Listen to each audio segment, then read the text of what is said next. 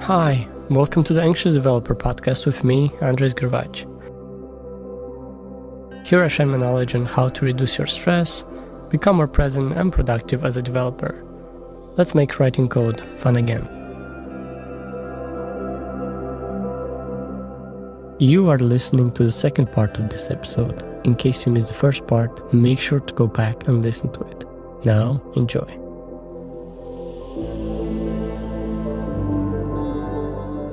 Going back to resilience, this is something that me and you have both experienced with this anxiety and stuff like that.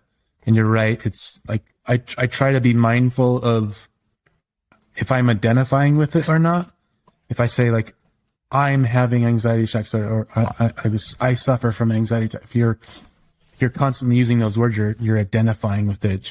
And so you try to use the words of like I've had this experience and I'm having this experience of anxiety, but it is not me. But kind of going back to resilience, again, these hard times that we've gone through, or these hard experiences that we've gone through, these hard mental states that we've gone through, resilience is about getting back up, right? And it's also developing tools. So it's luckily been a huge part of my journey in life is developing mental tools. And so, when these anxiety attacks came, I already had some tools. I'd already, practiced meditation. I've always been, pretty avid in the gym, working out, exercise, stuff like that. And so when I started having these anxiety attacks, I fell back on those things, and they did help to a big degree. Of just like I said, I'm having this, I'm anxious, and so I need to go to the gym every day. Literally, every single day is in the gym, not maybe sometimes working out, lifting weights, and sometimes just walking. Sorry to interrupt you, is so important, that frame when you have, because sometimes I have it too, I have some tools that I just store it. Mm-hmm. I don't use it daily. I have some, I'm not going to go through everything, but I just have some things I do when I have those really bad moments. It can last a month, 2 months, but I just have them back in my storage. And when that things comes, taking those tools with you, it can seem such a relief, because you're I'm having all these tools and I know what to do, and I know it's going to be hard, but I just have a plan. And once you have a plan, I think that for me at least, takes a lot of pressure. It's okay, I know what to do because I've been through this, and I'm going to go, I'm going to be fine. I'm just going to take some months to recover. Mm-hmm. I think that's really great. The tools are so important when you're dealing with anything, whether it's just being successful at work or, dealing with, a mental, problem, a mental experience, a behavioral problem. Having tools is so important because, whether it's depression, whether it's anxiety, whether it's anything else, you're feeling that and you feel out of control. That's the worst part about it, is you feel like you've lost your mind in a lot of ways. Right. You feel hopeless. You feel hopeless because you're having this experience. And so having tools, having these things to fall back on, gives you back your own agency, gives you back your own control. And that immediately, in a small part, immediately changes your mindset around whatever your experience is. You feel, okay, I've got these tools. I know it's going to be hard, but I know what to do. I can get through this. And so for me, it was, meditation, working out, stuff like that. And I did those and they helped. But it's still, those anxiety attacks were still strong, and I still kind of overpowering. And so I finally got to a point where I just I'm doing all the things I normally do to get myself through this. It's not working. I was, severe. And so I finally got to a point I need help. I need help. Mm-hmm. And so I, got with a counselor. I reached out to a counselor. Just talking with her, talking about the things that I experienced, it definitely helped. But I would say the biggest thing was that she just gave me another tool. And that was probably the thing that really, got me out of it and got me on a good path. Mm-hmm. And the tool was, she said, when you're having these anxiety attacks, you could do your meditation, you could do the working out, that kind of stuff. but try this and just go for a walk. Go for a walk out in nature and walk as long as you need to. So however strong that thing is, go out there, walk as long as you need to. If it's, 20 minutes or if 3 hours, keep walking. And so I started doing that, and then boom, like another tool that I received. And that really changed me so much, especially this last year, just like feeling that. And I just know, okay, all I need to do is just go outside, just walk, just experience nature, look at beautiful scenery. And there's, I think that this is my theory. I don't know if there's actual, science that backs this up, but I believe walking. So there's another therapy called EMDR, which is like an eye movement thing where basically the therapist has you stare at a thing going across, and you're just supposed to watch it, and then you're supposed to talk about whatever trauma you're going through or gone through, and it disassociates those strong feelings you have around the trauma while you're doing this therapy. But I believe the reason why the walking works out in nature, in what EMDR also replicates, is the same eye movements you would do when you're walking. So I think that's why EMDR works, and this is why going out in nature is like when you're going out and walking in nature, your eyes are moving around, and you're moving. I think it's so important that your body is moving. It's like your body needs to tell your brain, I'm okay. I'm walking, so I must be okay.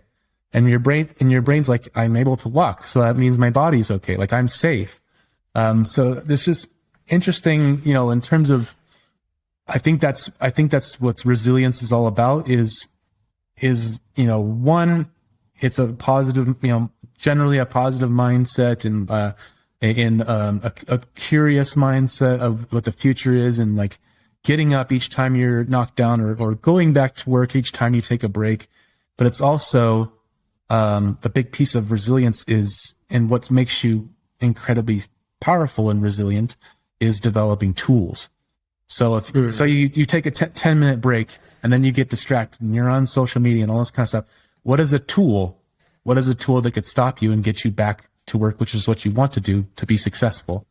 So it's about, being strong and, mentally and all these kind of things, but it's really just finding tools, being aware in the, going out, researching, looking for tools that can help you be resilient. I want to compliment you on going out for walks during that time, because I personally know how hard it can be to go out from your comfort zone. Like my comfort zone was bed. So that's where I work, that's where I eat, that's where I sleep, that's where I did everything. So like going out from that comfort zone, I mean, I don't know your comfort zone, but like going out and doing walks during that time, that's very hard. I know personally. So I know it's not easy, but that's exactly why it helps, because you're going from your comfort zone, and maybe short term, you may not see maybe those changes, or maybe it may be very hard and you attempt to go run back in your room or wherever it's your comfort zone. But like long term, you train your body and try to, because this is just about neuroplasticity. You're just trying to train your body and doing something else when you experience this moment. Before, maybe you're like stuck in your room for 50 minutes. You're calling your parents, calling your friends, wherever to get reassurance. Now you're doing something different. You are relying on yourself and on your tools. You're going on a walk. And once you do that often enough, you're just training your mind and saying, okay, this is what I do, and it seems safe. So your mind automatically like attaches that to a safe behavior. So it doesn't have to go into those panics anymore. So that's very brave. And I think that's how you should have your mentality about something. Like when you want to heal or you want to change, do something what's uncomfortable, because doing what's comfortable, it's not gonna probably change much. So I think that's a really good point.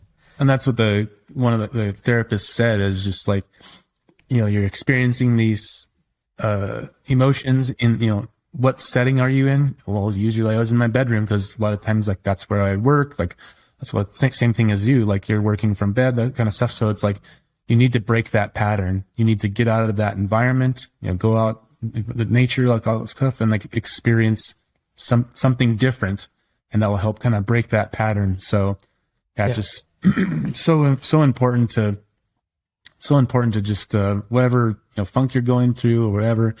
When you're breaking the pattern, when you're doing things that are uncomfortable, when you're trying things new, again, it's like you're researching and you're finding new tools, new things that you can add to your armament to go into. I was not going like on the walks. I was, but not during panic attacks. What I was doing, I was like literally doing push-ups.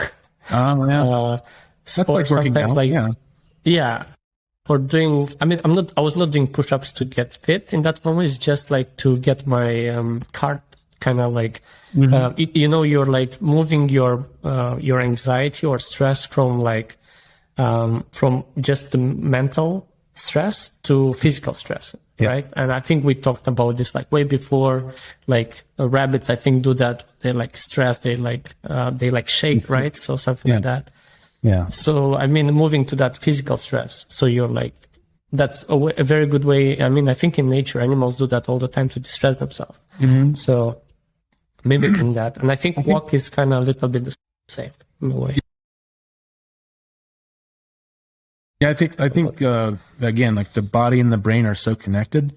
I think the book that what we're referring to, I think it was called Waking the Tiger.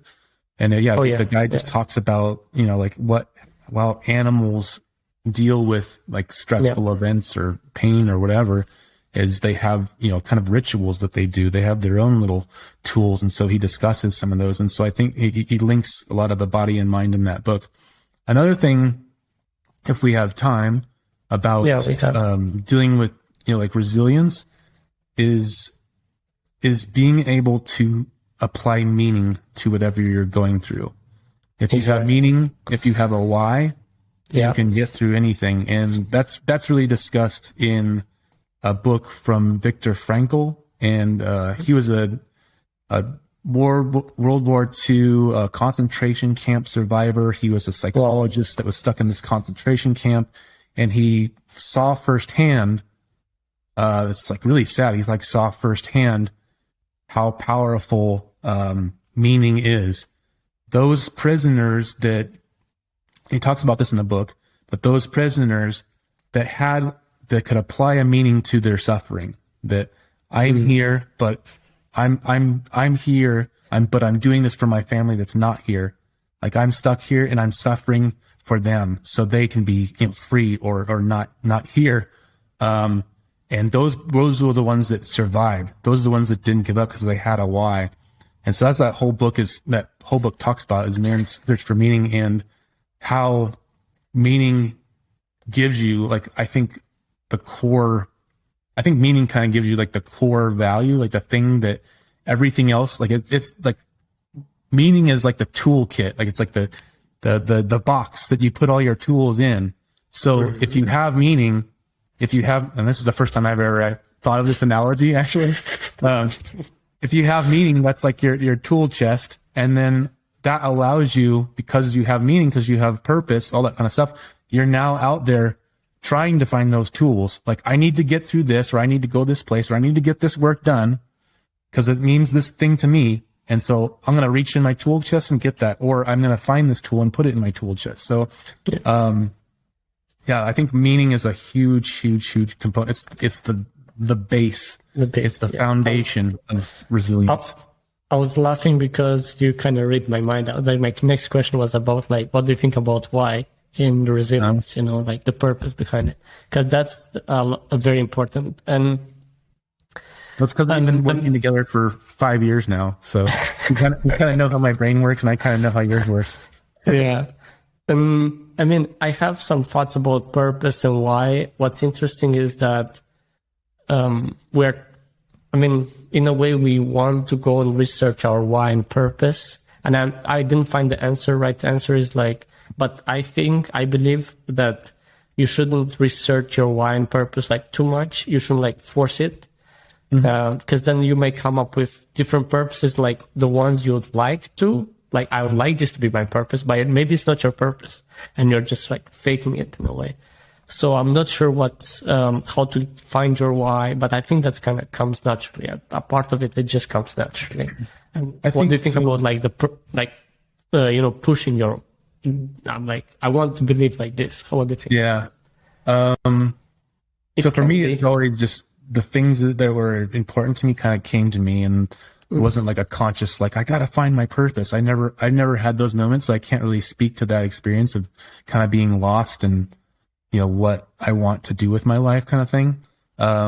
But what I like, one thing that I've heard Gary Vaynerchuk say is, when you're young, like, purposely try to have as many experiences as you can. Like, in terms of work, try to do like different things. Socially, like, just like try to have many different experiences, travel. Do that when you're young, because those things that you experience allow you the wisdom and the broad knowledge to like find your purpose. That, I believe, purpose does come to you, but if you're all your life is just in this one lane, in this tunnel, it's really hard to find that kind of bigger purpose. Like, when you travel the world, like, just as example, when you travel the world and you see people suffering and not living in the conditions and the fortunate circumstances that we have, here in the U.S. and in other places, obviously in Europe and everywhere else, like, where things are better, you travel to those places where it's not great, and you see people suffering, you then are inspired to help. You're inspired to do something, to make change. And so I think you're referring to Nepal, right? When you went to Nepal, I think that was also that was another big foundational moment for me, was traveling in Nepal and just seeing, okay, well, go there, because I think it has to do with resilience as well, because I like growing up in America, and like I again, like, also like suffering depression, stuff like that, during my life. Like, you have the, like, this is not good and things are this way, and you're complaining about things. I just, catch myself complaining about things, and I wasn't really aware of it, growing up and even as an adult. But when I journeyed to Nepal, I knew other people out there in the world. Like, I've seen things before, but traveling there, and just that time, it was like 2015, they had a massive earthquake in Nepal, and just a lot of destruction, people, loss of lives, and whole villages being destroyed and all this. But we went into this mountain village, and we rebuilt a school for the children there. But you could see, like, the damage of the earthquake, like, how, half a house would be lopped off, or, entire buildings downed by the earthquake. But you saw these people that had suffered so much. I mean, they were already, in terms of the standards that we know in Western countries, they were already poor. They were already suffering, although it didn't have much. But they were happy. They were happy, and they just suffered through this earthquake. And I'd be walking down, not a street, but a dirt path. I'd be walking down the dirt path, and you would see a native Nepali, one of the villagers, come, and they would stop in the middle, no matter what they're doing. If they're carrying a large load on their back, whatever they're doing, they would stop in the middle of the street and, put their hands again, and namaste, which is their greeting there, and just this big, genuine smile on their face. And I would see them not only do that to us, but each other. And I saw, like, these people that already don't have much, and they've suffered so much through this earthquake, but they're still happy. They're still kind and loving and all these things. It changed me so much. And looking back at my life, of how many things I was, took for granted, not grateful for, and, would allow to bother me, that I hadn't gone through anything. Like, I'd gone through events, like, in my life that were hard, but nothing like that. Like, one of the villagers, it was a really cool story, but she kept coming, like, especially the last couple of days that we were there. So we had, like, a bunch of bricks. We were building this wall with bricks. So it's like, for 3 days, I kept seeing this old lady walk all the way from wherever she lived, and come up to the thing, and she would be talking with the staff, the guides that we had on, they were native Nepali on our team. She'd be talking with them, and then each day kind of be turned away.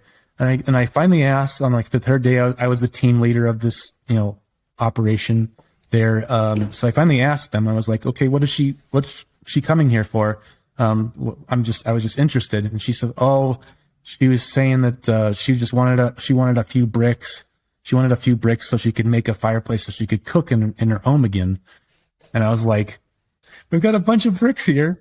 Give her some bricks. It's not going to kill what we're trying to build here. So anyways, I said, okay, let's finish work here. And I grabbed one of my buddies that I met in the group, that I became friends with, and I grabbed an interpreter, and I said, let's go down there and help her out. So we brought some bricks and we went down there, and we got there and this lady's house was split in half and the other side gone. So what she was cooking on was just a hole in the ground. That half that broke off, had killed her husband. It killed her husband, and she was just looking for some bricks so she could cook again, she could cook more easily again.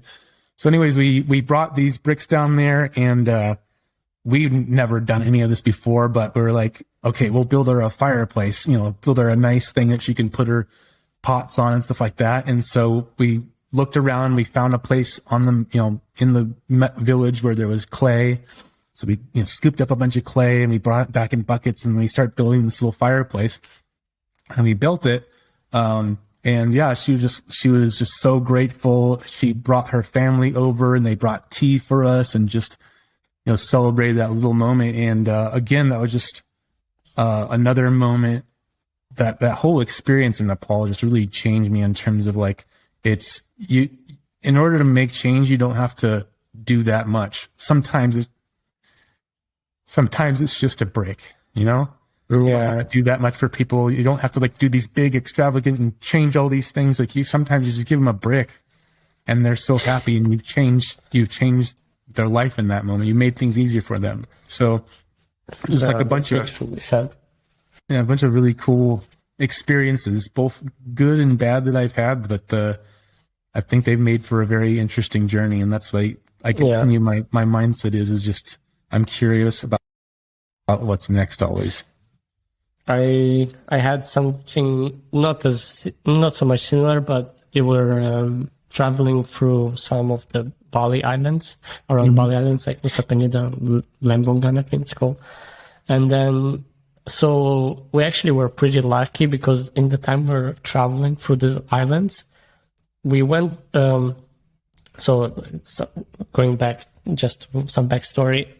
We went one time to the Nusa Lembongan to a family. We didn't purposely go to them, but we just found them on Airbnb or something. We went to them, and they're super kind, just like Balinese people.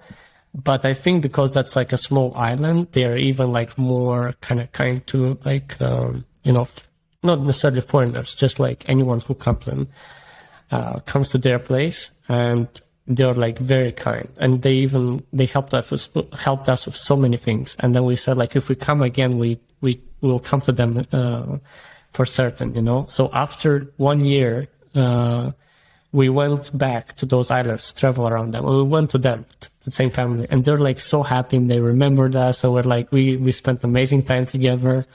It was really nice to reconnect with them. Even you may think it's you're just renting the place from them, it's not a big deal, but for us, it was not about the place. It was literally about the owners, how nice it was to reconnect with them and stuff.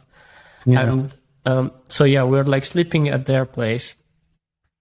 And the day before, we were literally came from a different island because we were traveling to it. And there was that island, so many houses got just wiped off because I don't know, it's not a tsunami, but I think it was tsunami. Tsunami, yeah. I think so. But it's not very big, but it's big enough to make a flood in the whole island. So a lot of buildings were destroyed, and I remember that night we're sleeping, and my wife kind of wakes up and she's worried, but I'm kind of optimistic person. It's just thunderstorm, but it was very loud thunderstorm. Anyway, and then the next day we went to that island. We saw the island, and man, it's so many things destroyed, literally, because we remember we went before. But we still would see people, happy and helping, and like everyone just like helping with what they can. And yeah, it's like, it's a little bit like,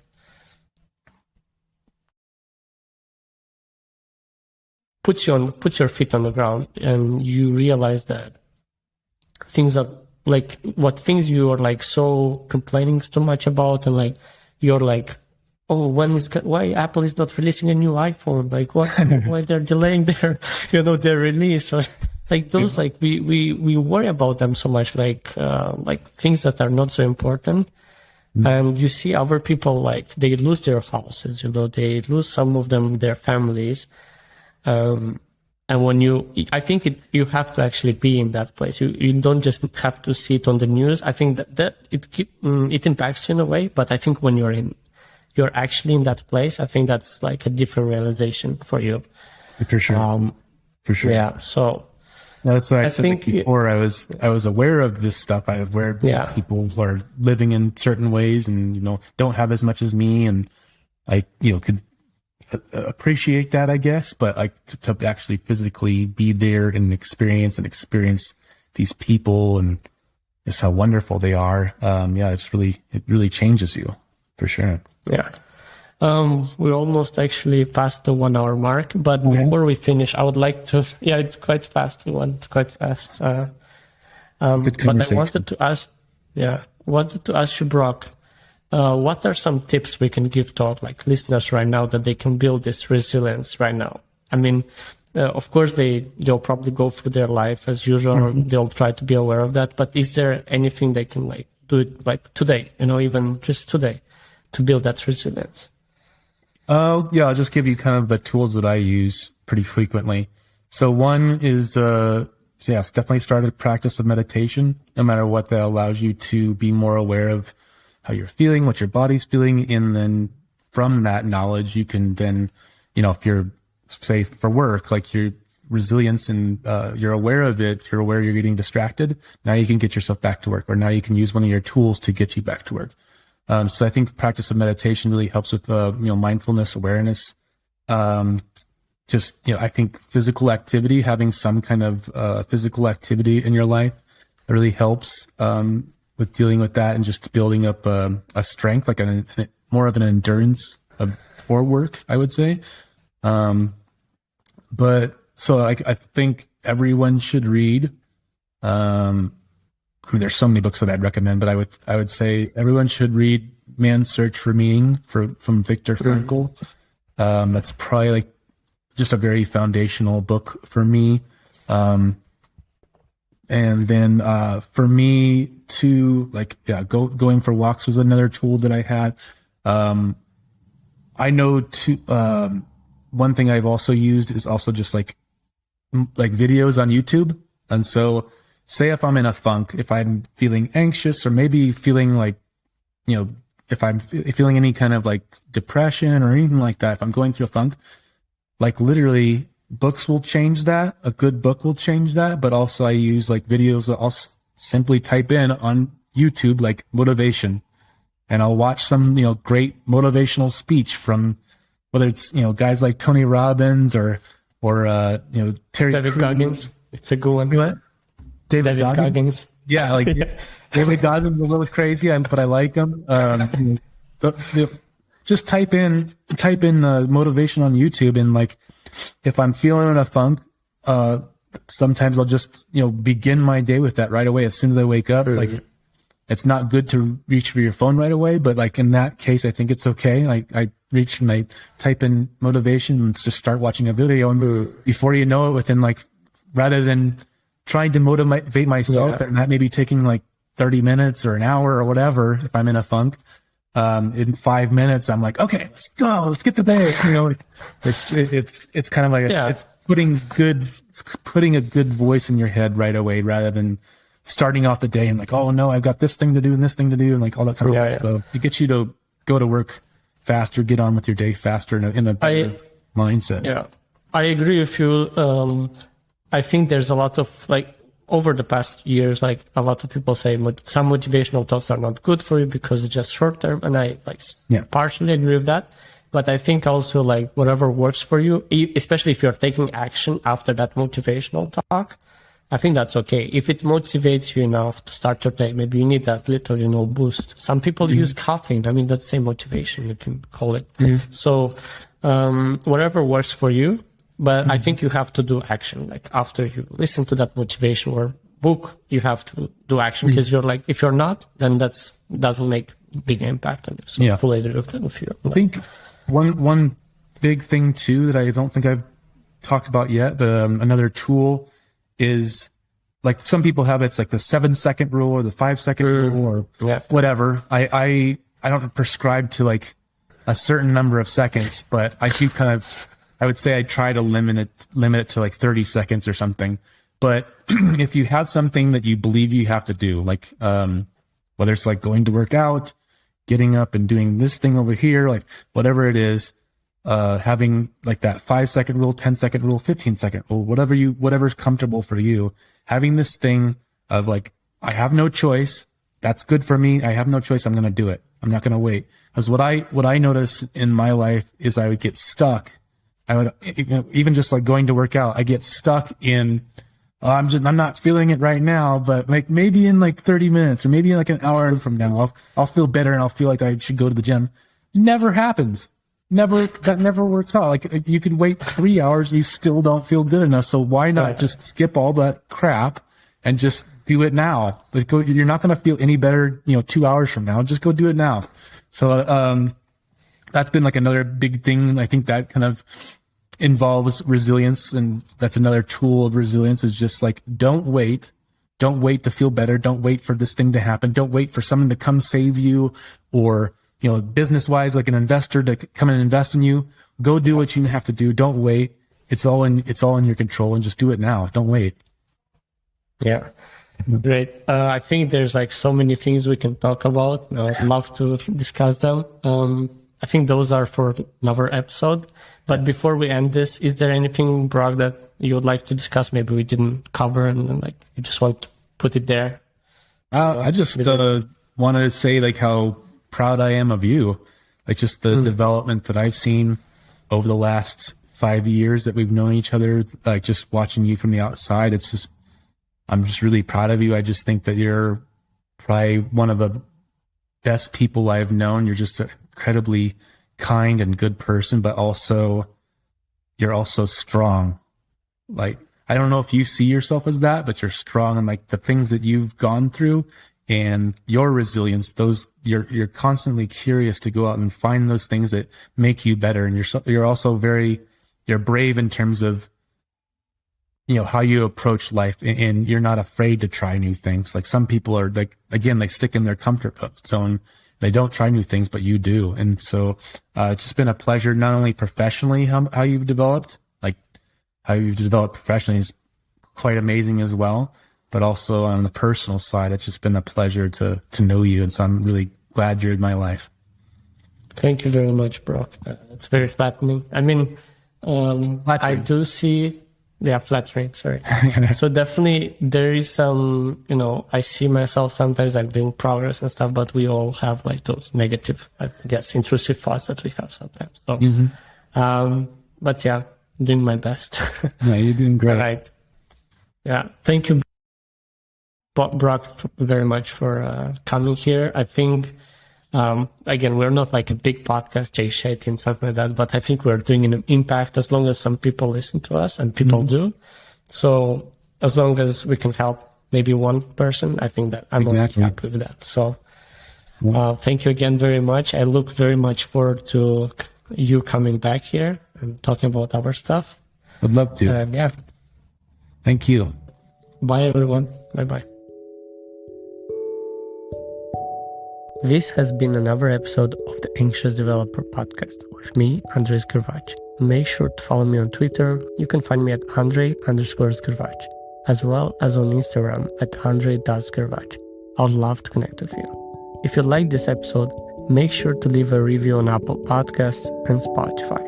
It's the best way for you to let me know what I can improve. Thanks everyone for listening. Have an amazing week.